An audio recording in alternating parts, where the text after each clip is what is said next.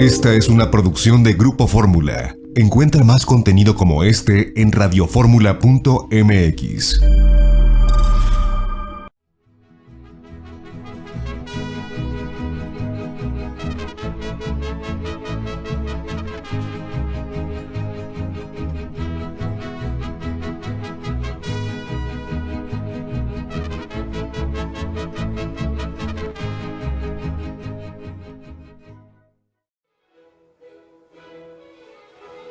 La historia que quiero vivir. Un viaje al pasado mexicano a la manera de José Manuel Villalpando. Amigas, amigos, muy buenas tardes tengan todos ustedes. Los saluda con el afecto de siempre José Manuel Villalpando aquí en una emisión más de este programa La historia que quiero vivir, que esta tarde también transmitimos en vivo a través de los micrófonos y frecuencias de Radio Fórmula, como ya lo saben ustedes, a través del 103.3 de FM en el 970 de AM aquí en la capital de la República Mexicana. Llegamos a varios lugares del país, ya ni me voy a quejar, pero estamos en plena batalla. Yo espero que en este año recuperemos más plazas todavía, pero eso sí, llegamos también a los Estados Unidos de América, a Puerto Rico, a Canadá y a todo el territorio nacional y aún al extranjero, gracias a Internet, donde ustedes pueden sintonizarnos en la página www.radioformula.com.mx. Estamos en vivo, repito, y se los reitero, así estaremos permaneciendo en vivo todas estas semanas, aún inclusive en caso de una contingencia mayor que Dios no lo quiera no suceda. Y si no, bueno, mandaremos los programas grabados según nos vayan indicando las autoridades sanitarias. Por lo pronto, ya vimos el día de hoy una importante disposición que avala lo que habíamos platicado en programas anteriores acerca de las epidemias.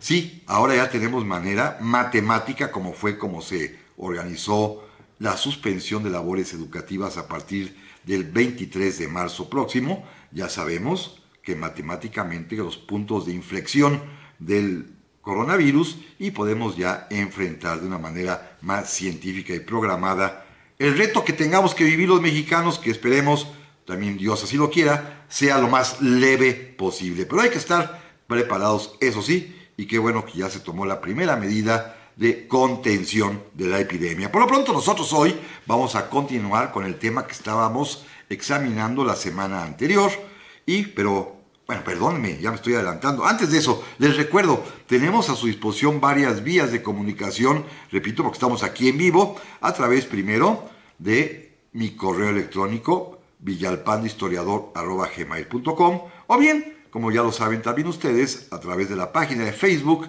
Villalpando y la Historia, donde aquí, como siempre, ahorita daré parte rápidamente, por lo menos de las personas que amablemente se han comunicado ya conmigo, que ya son muchas, pero naturalmente diciéndoles que este programa tiene sus repeticiones, ustedes las pueden localizar fácilmente en Radio Fórmula y tiene además también su propia versión en video en YouTube, en mi propio canal José Manuel Villalpando, donde normalmente los sábados por la noche ya está colocado el respectivo de cada sábado. Bien, la semana anterior empezamos a examinar un tema que se refiere al matrimonio, las leyes específicamente del matrimonio y la situación y la condición de las mujeres mexicanas. Y empiezo por ahí porque tengo varios comentarios al respecto, pero bueno, en principio miren, don Jorge Ramírez Santillán, muchas gracias, allá en los Héroes Tecámac. Mi amigo Manuel García, que ya me notifica que ya contrajo matrimonio, al cual estaba yo invitado, pero no pudimos asistir mi familia y yo, por razones de que pues era sábado, don Manuel, y el sábado hay que estar aquí en vivo, pero ya me manda hasta las fotos de su boda. Muchas felicidades a usted y a su señora esposa, don Elías Moreno, también en Moreno Valley, California, muchísimas gracias. La familia, naturalmente, de Emma Jackson, Toby y Neftalí Garza, allá en Raleigh, Carolina del Norte, y varios otros que ahorita iré mencionando, pero en algunos de ellos ya me hacen una pregunta muy específica. ¿La condición de la mujer ha mejorado? Bueno, sí, creo que sí.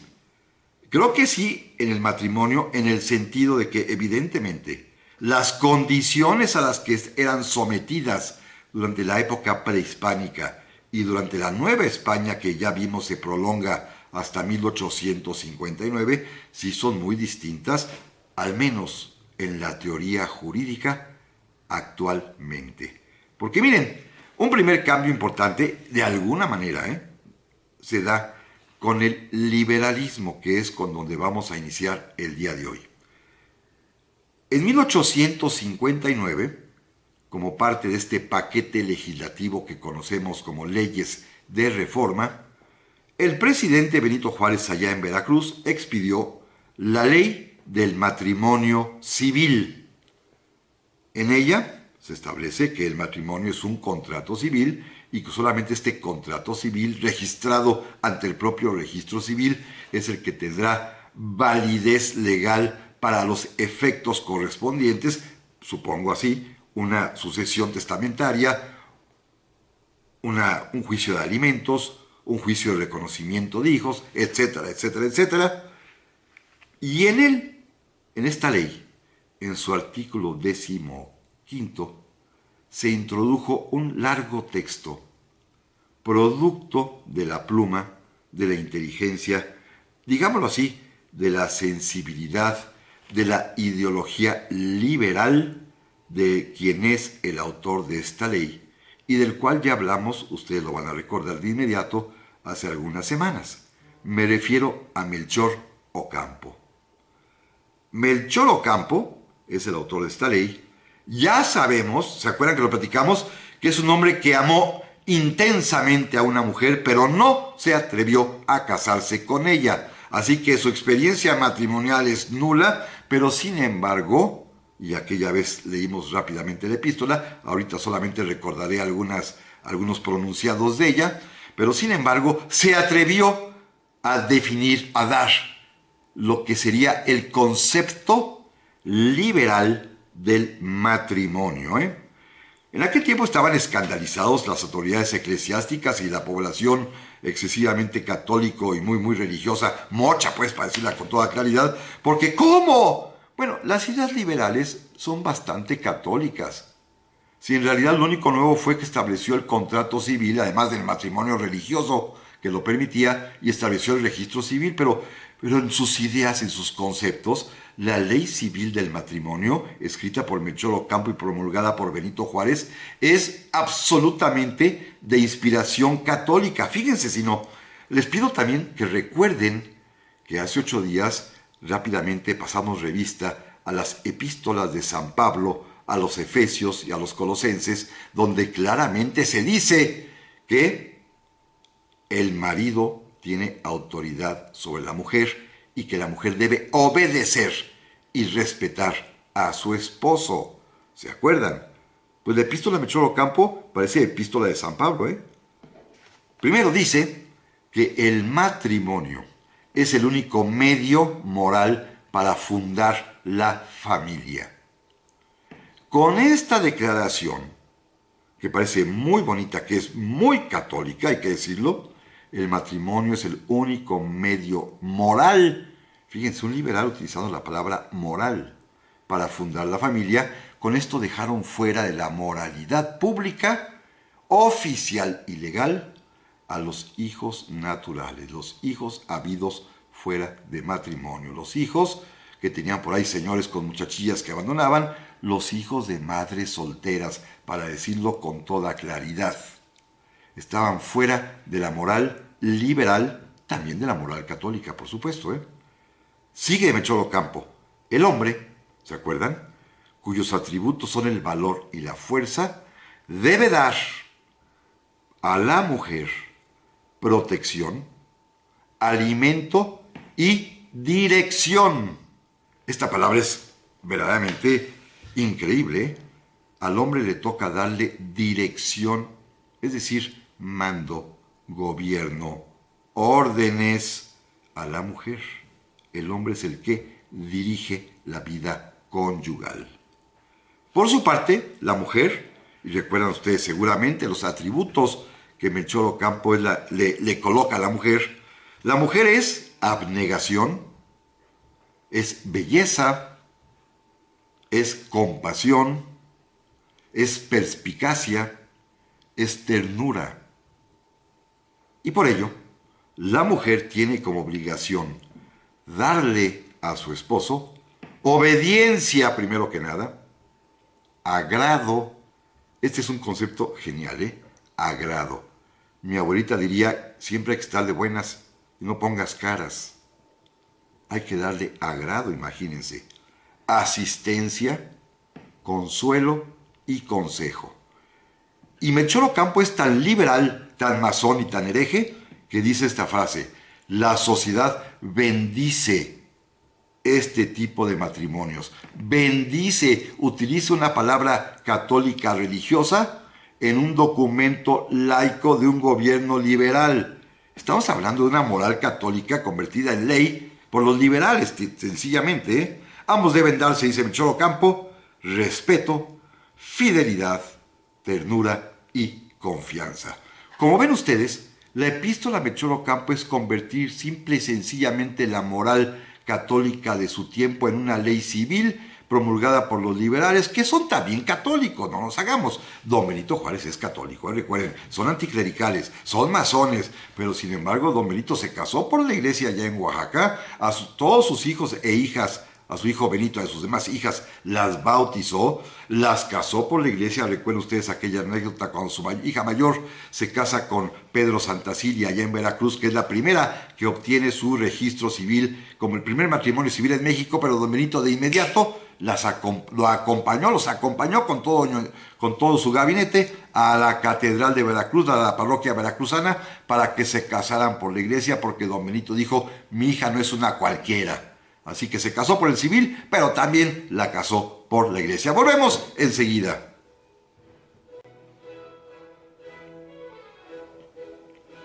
Y estamos aquí, amigas y amigos, para el segundo bloque esta tarde. Voy a tener que ir más rápido porque si no, no voy a alcanzar el tema, porque la semana que entra haremos un programa de índole totalmente distinta. Y les voy a decir por qué. Porque justo la semana que entra, primero Dios, el mero 21 de marzo, ya sé que es día para algunos de que entra la primavera, para otros es celebrar a Don Benito. Bueno, yo tengo una celebración particular, muy personal, muy propia, que se las comparto, porque exactamente el 21 de marzo, pero de 1993, es decir, hace exactamente 27 años, aparecí por primera vez en el radio y ahí me quedé, y a partir de ahí ya fue cada semana. Exactamente 27 años cumplo el mero 21 de marzo, así que ustedes y yo aquí juntos lo voy a conmemorar, a celebrar con ustedes, porque es gracias a ustedes. Don Raúl Tamayo es de Indianápolis, muchas gracias. Está viendo nevar, qué maravilla. Iván García, muchas gracias. No sé, mire, para empezar todavía no han salido mis dos libros nuevos. Yo creo que en esta temporada salen. No sé si habrá presentación por dos razones. Primero, no me gustan, se lo confieso. Se me hacen excesos de vanidad personales o irse a presentar mi libro para que hablen bien de mí. No me gusta. Mi libro me gusta que se lean. Y además, con la situación de la epidemia, no creo que pueda ni deba ser correcto actos públicos. Don Alberto Flores, muchísimas gracias, muy amable. Don Jorge Ramírez Santillán me pregunta que si ya hice un programa de pandemia. Sí, don Jorge, se me hace que la única vez que usted no me escuchó, ese fue exactamente hace 15 días. Lo puede usted encontrar en YouTube. Hablamos de las epidemias en México, cosa que le agradezco. Doña Aurora Romero también en Tláhuac, muchísimas gracias. También tengo otros más, don Enrique Deita, muchísimas gracias. Santiago Rosas allá en Puebla, muchísimas gracias. Que se acuerde de don Porfirio y de doña Cata. Bueno, doña Cata era la querida, ¿eh? No era la esposa legítima, como ahorita veremos, dice el Código Civil. Frida Myers, que su papá Jesús García me está escuchando, saludos. Doña María Georgina allá en Los Altos, en Jalisco, muchas gracias. David Bravo, muchísimas gracias, lo aprecio mucho. Don René Moeno, como siempre, nuestro amigo en Querétaro. Su mamá Otilia y su hermano Mao aquí en la Ciudad de México. Don Carlos Prado en Torreón, muchísimas gracias. Robert, en Lerma de Villa, Estado de México. Doña Piedad Mayagoitia, que me saluda desde Portland, en Oregon, muchísimas gracias, se lo aprecio enormemente. Bueno, vamos adelante, si no, hoy no acabo, qué barbaridad, y sí quiero agotar este tema que es bien interesante. Miren, en el año de 1870, obvio ya había muerto Melchor Ocampo, pero seguía siendo presidente de México don Benito Juárez. El propio presidente de la República promulgó, expedido por el Congreso, pero claro, elaborado por una comisión en la cual Juárez había tenido pues fundamental participación al designar directamente a quien lo redactó, se promulgó el Código Civil de 1870 para regular la vida ordinaria de las personas, sus obligaciones, contratos, herencias, nacimientos, funciones, matrimonios, por supuesto. Y en este código de 1870 se traslada casi íntegra la ley del matrimonio civil que había escrito Melchor Ocampo años atrás, pero aquí se establece claramente que en el matrimonio hay tres finalidades. La primera, la fidelidad entre los cónyuges. Hay que ser fieles los dos, ¿eh?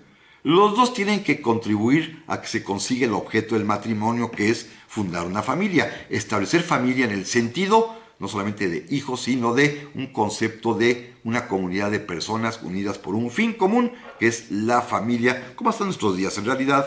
Y también el matrimonio tiene como objeto que los dos cónyuges, marido y mujer, se socorran mutuamente. La palabra es muy bonito, ¿eh? Hay que socorrerse mutuamente, ayudarse mutuamente. Eso es maravilloso. La mujer debe vivir donde el marido decida que vivan. Esto es importante, ¿eh? El domicilio conyugal lo fija en donde así lo decida el marido.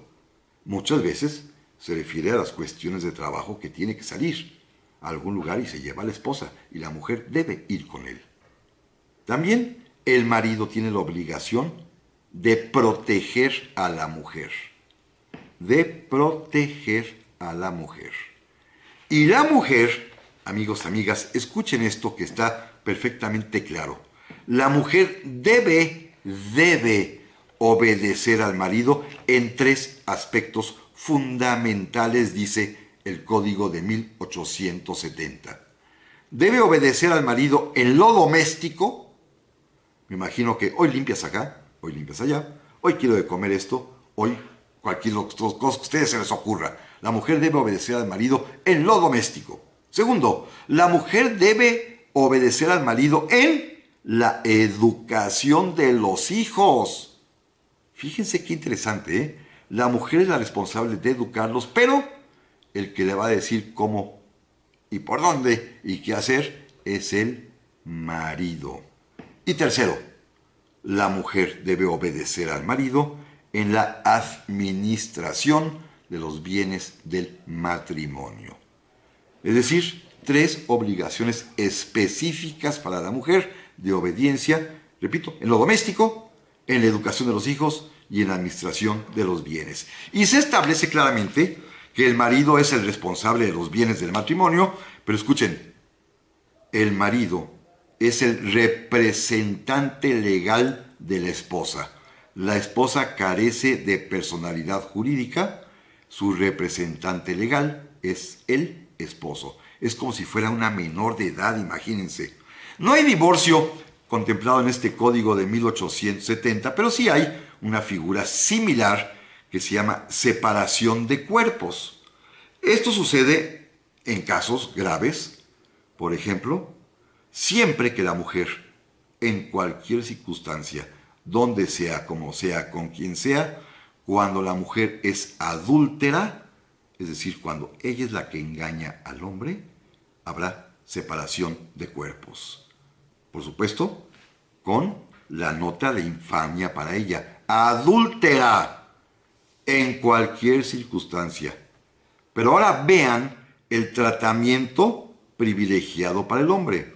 Si el hombre es el adúltero, si el hombre es el que engaña a la mujer, si el hombre es el que le pone los cuernos a la esposa, fíjense bien, para que haya separación de cuerpos y para que proceda calificar de adulterio la conducta reprobable, por supuesto, en cualquier circunstancia del hombre, se requiere varias cosas. Una de estas, primero, que el adulterio se pruebe fue en el domicilio conyugal. Es decir, tenía que llevar a la amante o a la querida a la casa de la familia. Cosa muy difícil, por supuesto, de probar y de que sucediera. Segundo, que el adulterio se diese con escándalo público. Es decir, que mucha gente se enterara. Esto es más probable que sucediera.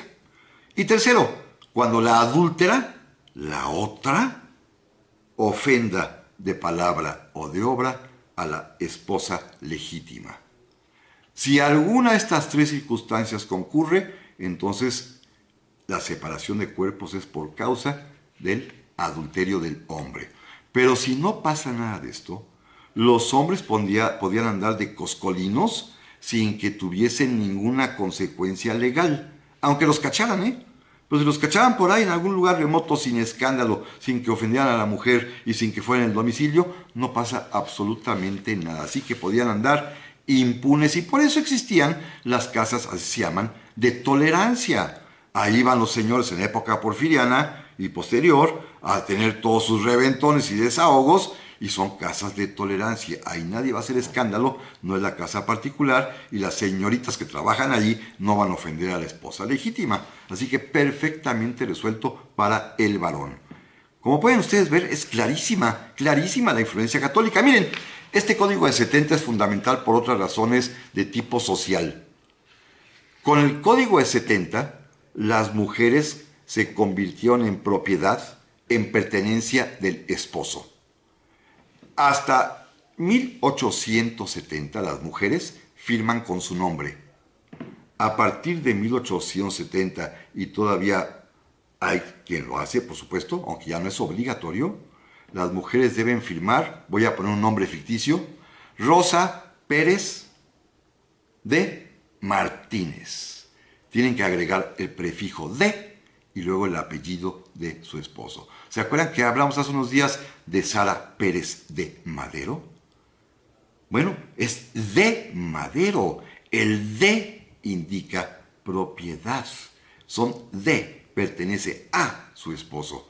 Esto es a partir del código de 1870. Margarita Maza de Juárez. Carmelita Romero Rubio de Díaz. Antes no se llamaban así, claro, porque esta moda liberal de querer que todo el mundo tenga apellidos, hasta antes, por ejemplo, las personas firmaban con un solo apellido. Benito Juárez siempre firmó Benito Juárez, pero ahora nos da por ponerle Benito Juárez García.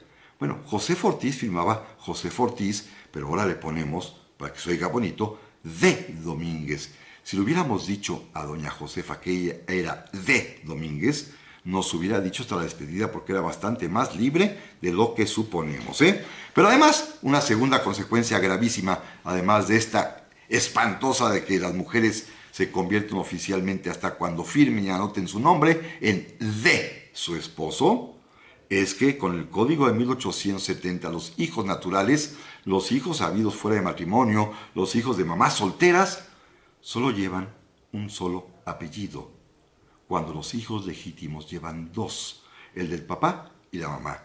La tradición, por ejemplo, sajona norteamericana, ahí se ahorraron el problema, ahí hay un solo apellido y la gente se apellida como quiere.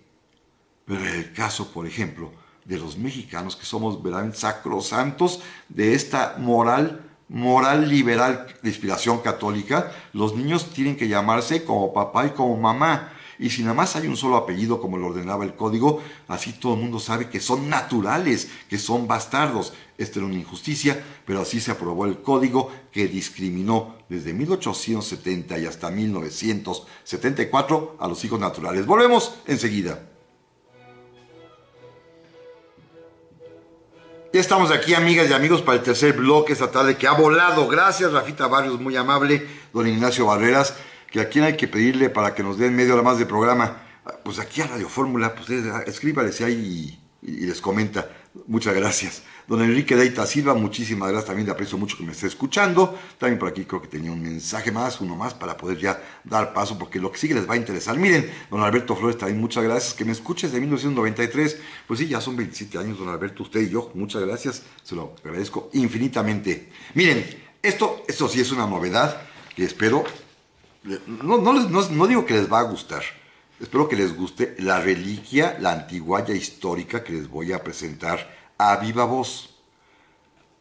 Es tan importante el matrimonio de tipo liberal, ideológicamente hablando, que hemos comentado en este último programa, en el de hoy, tanto el que se deriva de la ley de 1859 del matrimonio civil, de la epístola Melchor Ocampo y del Código Civil de 1870, es tan importante, repito, porque además tiene su carga de catolicidad, de cristianismo inmensa, es evidentísimo, es tan importante que hasta la fecha, ciertas conductas, tanto del hombre como de la mujer, ya se mantienen exactamente igual. Hasta da la impresión de que ya nacemos programados para cumplirlas. ¿Se acuerdan que hace 8 días hablamos de la carta, de los consejos que da una mujer azteca a su hija para cuando se case? Bueno, miren, un famoso liberal, un gran escritor, ustedes lo van a reconocer de inmediato, Manuel Painó, o Manuel Paino, el autor de esa novela fantástica que se llama El Fistol del Diablo, o de esa muy mejorísima, que es Los Bandidos de Río Frío, que es uno de los primeros éxitos literarios de este país. ¿Se acuerdan? Manuel Paino. Él además, funcionario público, fue secretario de Hacienda, fue embajador de México, fue escritor en los periódicos, era columnista, era el pionero de la prensa cultural, narraba los conciertos y las óperas, pero también de la prensa social y de la prensa del corazón. Y escribió una serie de artículos allá en 1870 y tantos, 80, dando consejos a las mujeres casadas de cómo comportarse con sus maridos, con la finalidad de que conservaran sus matrimonios. Déjenme decirles o leerles algunos parrafillos de estos consejos y les ruego simple y sencillamente que vean cómo lo que se opina hace 120 años, 140 años, sigue vigente en mucha medida hasta nuestros días. Fíjense bien, dice Manuel Painó, el cuidado extremo de una mujer debe ser no destruir cuando ya esté casada esa primera impresión de belleza con que cautivó a su marido al momento de que él se enamoró de ella. Ah, qué bonito, ¿no? Y aquí arrancan los consejos. Primero, una mujer casada no debe permanecer más de 2 horas luego de levantarse sin haberse aseado. No puede estar más de 2 horas sin meterte al baño, ¿eh? Lo primero que debe hacer una mujer casada al despertar, lo primero, antes que nada, es alisarse y peinar sus cabellos. Dice Manuel Painó, porque no hay nada más horripilante que una desmarañada. Debe inmediatamente asear su rostro y su boca, porque ella, la mujer casada, debe conservar siempre ese aliento suave, el mismo que tenía cuando era una novia. Es hermoso, ¿no? Su traje, su vestido, debe ser siempre sencillo, pero elegante. Debe, eso sí, vestir siempre de tal manera que no dé el menor disgusto a su dueño querido. Dice tal cual, dueño querido. La mujer debe vestirse de tal suerte que no dé disgusto alguno a su dueño querido, es decir, debe vestirse al gusto de su esposo. Una mujer casada, dice Manuel Painó, debe sacrificar la moda y los caprichos para no enojar a su esposo. Así, tal cual y directito. Fíjense cómo muchas de estas cuestiones siguen absolutamente en boga y en práctica. No importa la generación y la edad que tengan las personas. Hay mujeres que lo siguen, hay mujeres que ya no, pero hay hombres que siguen pensando que tienen derecho de exigirlo, que eso es lo peor de todo. Una esposa en su sano juicio, dice Manuel Painó, jamás andará en su casa, escuchen amigas, una esposa en su sano juicio jamás andará en su casa en chanclas, que es lo más desagradable que se puede oír, el chancleo de las mujeres en la casa.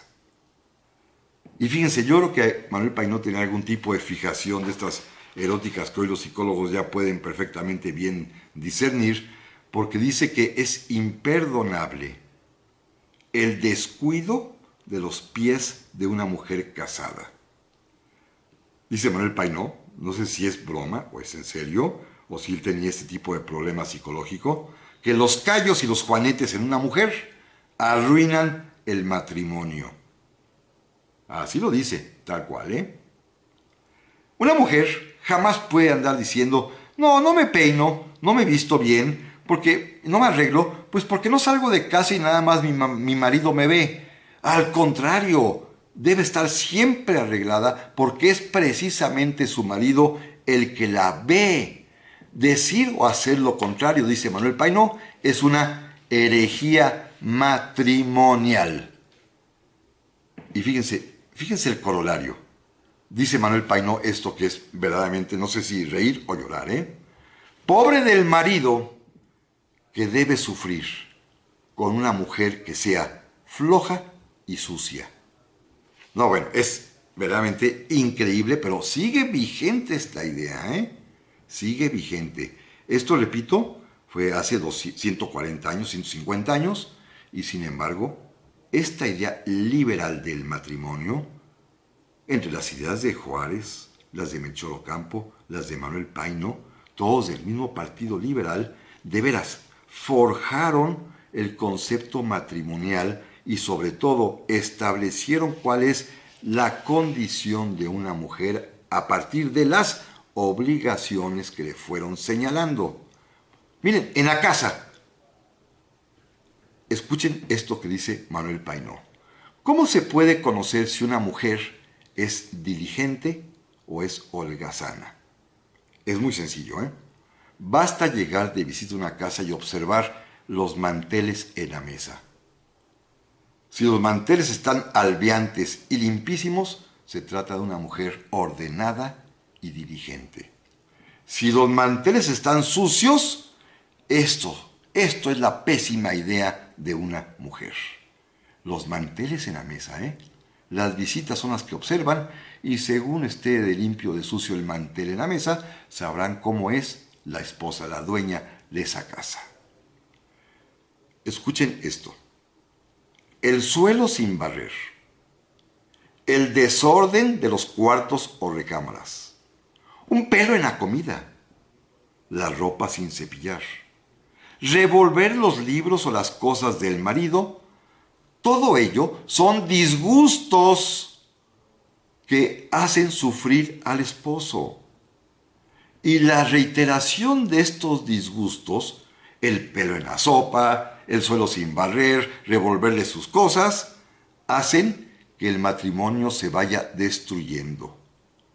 Estos descuidos de la esposa pueden traer consecuencias funestas, dice Manuel Painó.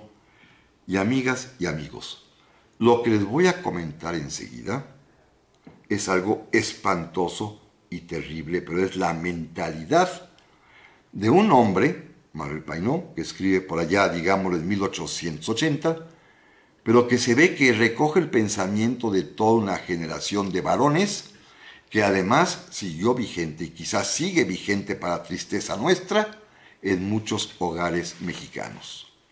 Las consecuencias funestas de los descuidos de una mujer en el matrimonio, dice Manuel Painó, es de él, no es mío, es de él, es que el marido, que tiene que sufrir tanto descuido de la mujer, las trata a patadas y a empellones. Y finalmente, si ellas no se componen, se separarán de ellas. Fíjense qué espantoso. El marido las trata a patadas y empellones y finalmente se separa de ellas por sus descuidos.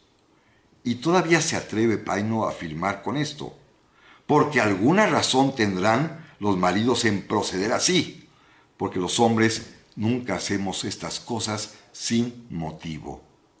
¿Se dan cuenta? ¿Justifica el proceder de un hombre que golpea a su esposa? Porque según él, un hombre nunca actúa sin motivo. Estos párrafos, que repito, recogen el sentir de una sociedad, han sido absolutamente dañinos. Y son párrafos producto de la pluma y de la ideología liberal del siglo XIX que triunfó en nuestro país, que con base en ellas hicieron el Código Civil y la Ley del Matrimonio Civil, en donde se condenó a la mujer casada, como ya lo vimos, a la obediencia y a sufrir este tipo de castigos, porque no está regulado en la ley que si el hombre le pega a la mujer pueda separarse. En la ley de aquel tiempo no, evidentemente no, y se ve que el hombre tiene todo el derecho. dense cuenta del daño que en el aspecto familiar, matrimonial y de condición de la mujer hicieron los liberales. Volvemos enseguida.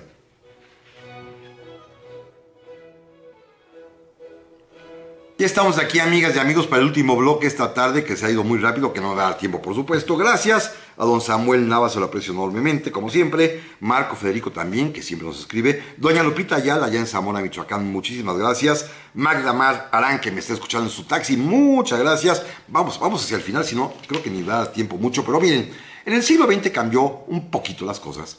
A partir de 1917, cuando se deroga el Código Civil de 70 en esa materia específica del matrimonio, y se deroga también la ley del matrimonio civil de Ocampo, aunque se seguirá leyendo la epístola Melchor Ocampo hasta 2006, Eso como que nos quedó como por respeto a Juárez y a su generación, seguimos leyendo la epístola. Bueno, era una tomada de pelo absoluta, pero bueno, ya qué bueno que se acabó, afortunadamente. Pero en 1917, y voy a hablar de dos presidentes específicamente, por obra y gracia de sus mujeres, la situación fue cambiando. Fíjense cómo son importantes las esposas, en este caso la querida, como ahorita diré, para influenciar a un presidente a hacer cambios en la legislación a favor de las mujeres.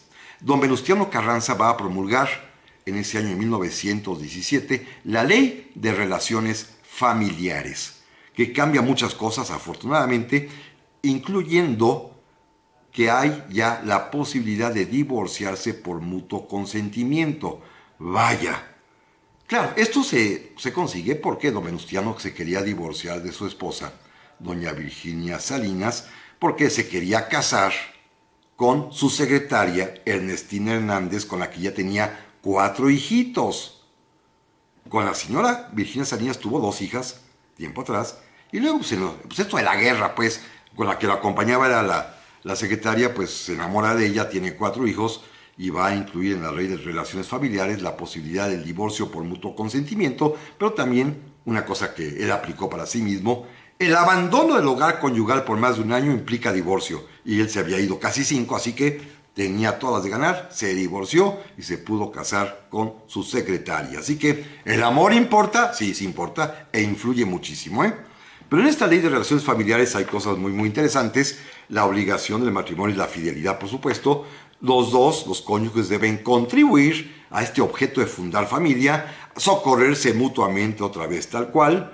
La mujer debe vivir con el marido, escuchen, excepto si el marido tiene que vivir por razones de trabajo en lugares insalubres. Ahí ya no hay obligación de seguirlo. O bien, esto es maravilloso, si el lugar elegido por el marido no va de acuerdo con la posición social de la esposa, Esto es muy, muy interesante. Sin embargo, aquí ya los dos tienen autoridad igual en el matrimonio y los dos tienen capacidad para administrar sus bienes.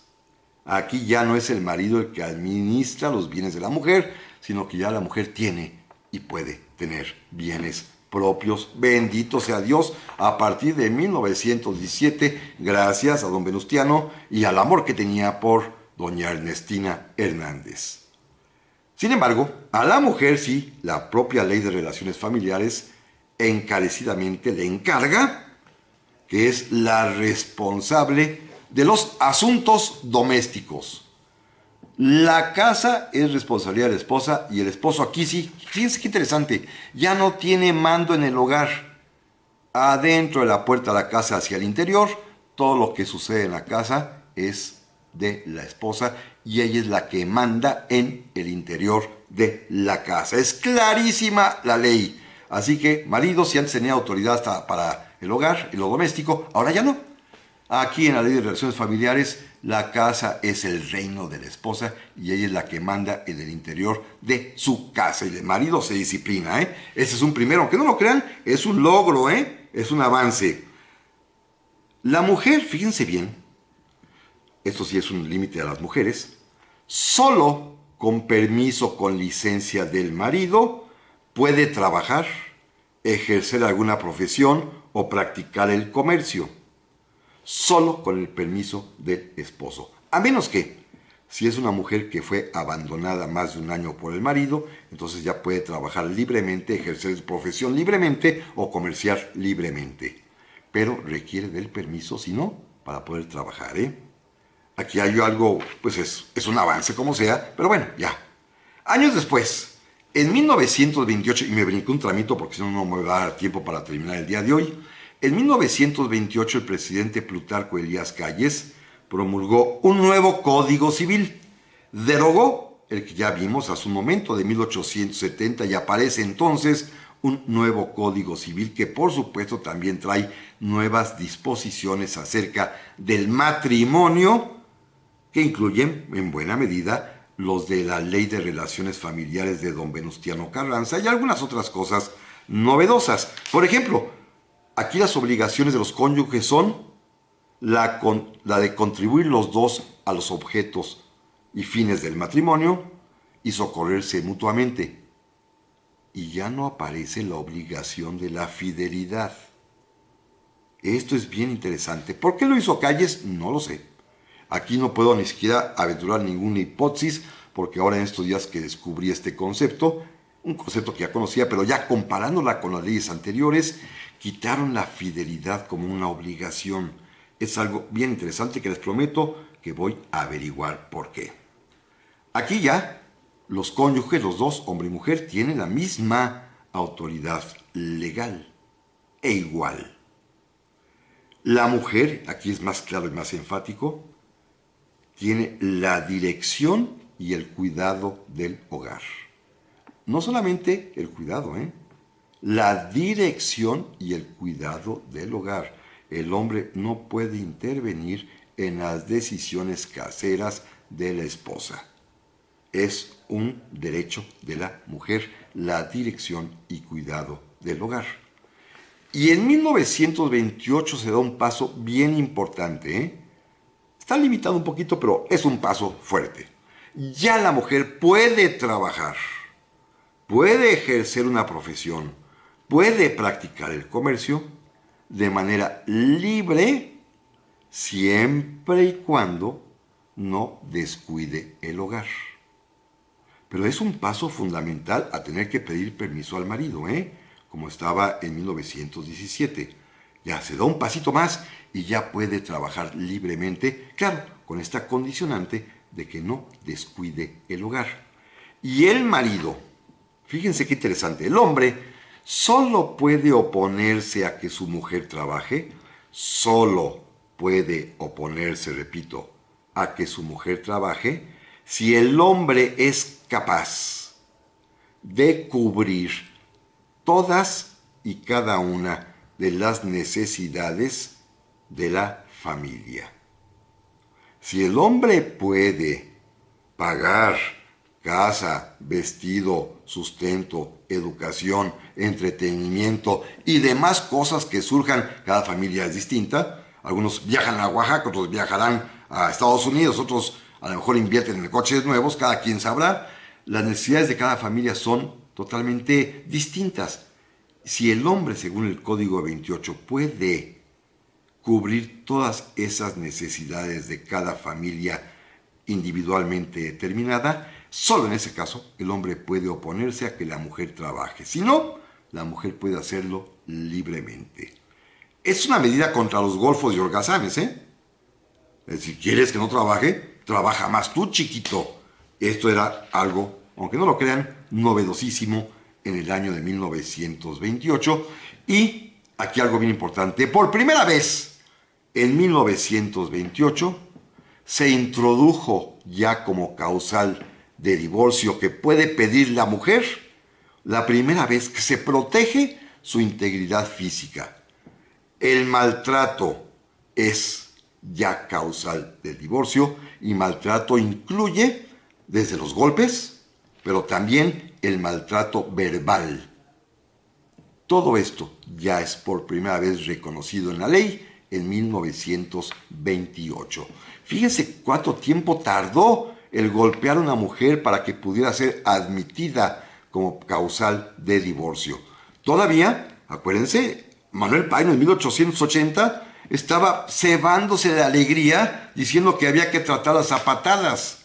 Bueno, hasta 1928, este maltrato, ya sea físico o sea psicológico, diríamos hoy en día, es ya una causal de divorcio. Bueno, para irme rápido y para poder terminar, todo terminó, al menos legalmente hablando, todos los abusos de los hombres, toda la situación de, sometimiento de la mujer, incluso esta de que el marido podía oponerse a que trabajara si podía cubrir todas las necesidades del hogar, todo eso termina afortunadamente en el año de 1974, cuando en el Código Civil, reformándose, se derogan todas y cada una de las disposiciones que ponían a la mujer en sometimiento frente al marido. Y esto se debió a otro presidente que es criticable por muchas cosas, pero en esto no. Me refiero a Luis Echeverría Álvarez. Pero más que a don Luis Echeverría, se debe gracias a la presión, presencia, influencia, participación y ejemplo de quien fuera su esposa. Una gran mujer, ¿eh? A veces nos burlamos de los políticos, se nos olvidan otras cuestiones. Sí, Echeverría puede tener cosas criticables, pero nunca fue criticado ni en su vida personal, familiar, ni tampoco su señora esposa, que era una mujer trabajadora, entrona, luchona, a quien yo nunca conocí, pero sin embargo se me hace admirable, doña Esther Zuno Echeverría, que lo llevó a reformar las leyes para establecer, por lo menos ya está en la ley, la igualdad absoluta en el matrimonio entre hombre y mujer. Amigas y amigos, es un tema apasionante.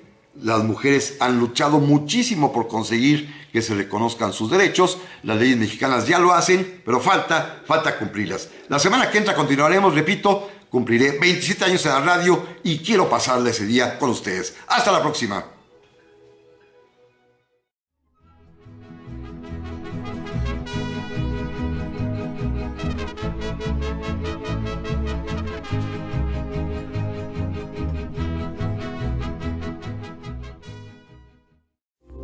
Esta fue una producción de Grupo Fórmula. Encuentra más contenido como este en radioformula.mx.